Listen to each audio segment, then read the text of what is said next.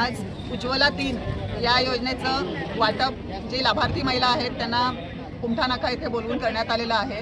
Actually हे 2024-25ला चालू झालेली होती योजना, परंतु त्याच्यानंतर आचारसंहिता लागत गेली। म्हणजे पहिल्यांदा पंचायत समिती नगरपालिकांची लागली, त्याच्यानंतर महानगरपालिकांची लागली, त्याच्यानंतर जिल्हा परिषदची आचारसंहिता लागली, त्याच्यानंतर युद्धजन्य परिस्थिती आली, त्याच्यानंतर परत आता विधान परिषदची आचारसंहिता लागली। त्यामुळे थोडासा गॅस वाटप करण्याला विलंब झालेला आहे।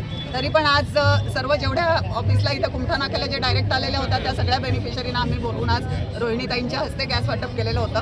तसेच जे आम्ही म्हणू की उज्ज्वला वीर म्हणून ज्यांनी काम केलेलं आहे, म्हणजे लोकांपर्यंत पोहोचून लोकांचे डॉक्युमेंट्स गोळा करायचे, त्यांचे कुठलंही एखादं रेशन कार्डात नाव नसेल तर ते किंवा कमी करायचं असेल, कोणी घरात मयत असेल आणि त्यांचं नाव कमी करायचं असेल, एखाद्याचा मृत्यू दाखला जोडायचा असेल, तर हे सगळे कामं ज्यांच्या माध्यमातून केली। म्हणजे आम्ही तर प्रत्यक्ष लोकांपर्यंत पोहोचू शकत नव्हतो, पण अनेक जे आता त्याच्यातनं काही लोक उज्ज्वलाच्या माध्यमातून म्हणजे म्हणता येणार नाही की त्याच्यात आमचा सिंहाचा वाटा, पण 1% तरी आमचा खारीचा वाटा आहे, कारण की लोकांपर्यंत पोहोचायला आम्ही मदत केलेली आहे। आणि जेव्हा पण इलेक्शन लागतं त्यावेळेला उज्ज्वला स्कीम चालू होते आणि मग त्यावेळेला आम्ही सगळ्या नगरसेवकांना इच्छुक 900 उमेदवार असतात, सगळ्या सामाजिक संघटना असतात, त्यांना आम्ही फोन करून आवर्जून सांगतो की ही डॉक्युमेंट्स आहेत। प्रत्येक उज्ज्वला योजनामध्ये वेगवेगळे क्रायटेरिया लावले जातात, जसे की यावेळेला 12 आकडी ration card, digital ration card compulsory होतं आणि त्याच्यामध्ये प्रत्येकाचं डॉक्युमेंट, त्याच्यानंतर प्रत्येकाची KYC, प्रत्येकाचा OTP हे यावेळेला खूप कंपल्सरी क्रायटेरिया, खूप त्याच्यातून छाननी होऊन सुद्धा यावेळेला आम्ही 781 उज्ज्वला कनेक्शन मंजूर केलेले आहेत। आणि एवढं सोपं नाही आहे, कारण की उज्ज्वलामध्ये एक जरी चूक झाली तरी ते डायरेक्ट आमच्या एजन्सीला वरती येतं आणि एजन्सी आमची रिजेक्ट होऊ शकते। पण त्यातून सुद्धा आम्ही मग काही वेळेला नगरसेवकांची खूप इच्छा असते ना, आमची असते की एखादी गरीब महिला आली तर तिला द्यावं, पण ते काही क्रायटेरियामध्ये बसत नसल्यामुळे आम्ही देत नाही। तर आम्ही आज एवढं सगळ्यांचा इथं सत्कार पण केलेला आहे नगरसेवक लोकांचा, ज्यांनी उज्ज्वला केलेला आहे। उज्ज्वला वीर म्हणून सत्कार केलेला आहे, त्यांची नावं सांगू।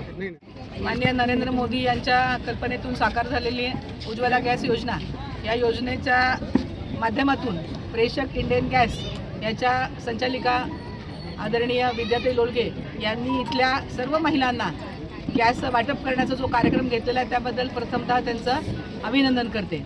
त्याचबरोबर या सगळ्या महिलांनी त्याचा लाभ घेतला। म्हणजे 2014 पासून जी योजना चालू आहे ते आता 2026 साल उजाडलेलं आहे, तरी कंटिन्यू 12 वर्ष एखादी योजना चालवणं हे कुठल्याही आत्तापर्यंतच्या सरकारला शक्य झालेलं नव्हतं, ते मोदीजींनी करून दाखवलं। आणि यासाठी उपस्थित आमचे सगळे नगरसेवक, सगळे पदाधिकारी, महानगरपालिकेचे सगळे आमचे उपस्थित सगळे नगरसेवक आणि या ह्याचे सगळे लाभार्थी आणि याच्या संचालिका विद्याताई यांनी हा सगळा योग जुळवून आणलेला आहे। आणि या सगळ्या महिलांनी याचा योजनेचा लाभ घ्यावा आणि सर्वांनी या संस्थेला आणि या इंडियनच्या गॅसच्या संस्थेला सहकार्य करावं, अशा प्रकारचे मी सगळ्यांना एक आवाहन करेन। आणि या सगळ्या महिलांचं उज्ज्वला गॅस योजनेमध्ये सहभागी झाल्याबद्दल अभिनंदन करेन आणि विशेषतः विद्यार्थ्यांचं अभिनंदन करेन की त्यांनी या महिलांना त्यांच्या गॅस एजन्सीचा लाभ दिला। धन्यवाद।